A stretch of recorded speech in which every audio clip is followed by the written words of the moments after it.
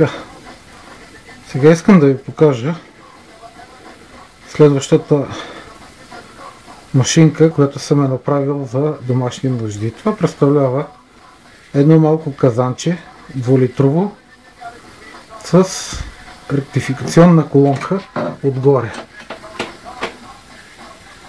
Тази колонка е висока само 12 см, виждате я, и има 4 физически тарелки, които вършат според мен работата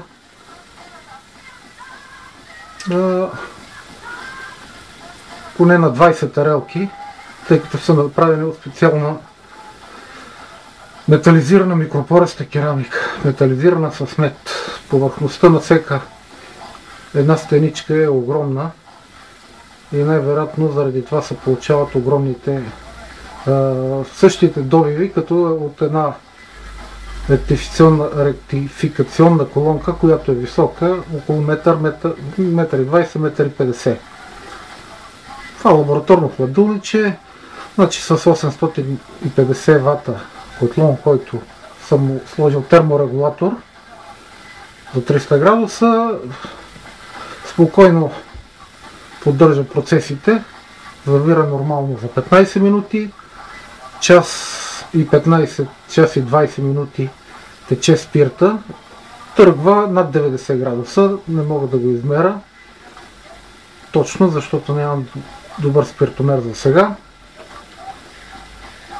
Отсичам чистата фракция на 60 градуса, след това още една фракция до към 48-50 градуса и след това дава съвсем малко паток, наистина малко количеството, от 2 литра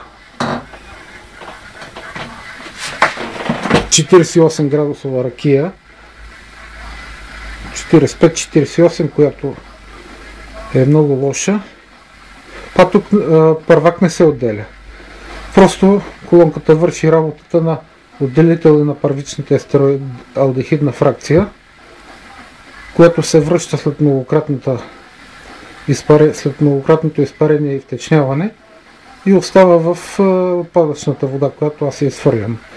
И така от 2 литра налята 45-48 градуса ракия се получава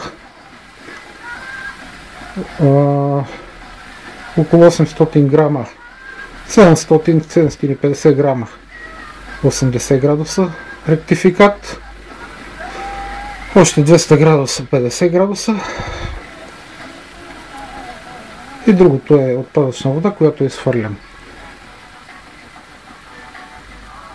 Гордея с това, което съм направил, защото по моите изчисления стана точно така, както очаквах, и най-вече отделя с абсолютно всички вредни примеси, естериалдехиди и тежките алкохоли, изобутилов, изопропилов, които са накрая в патока, въобще не се появяват. Това е за всичките ми приятели, който може да го повтори.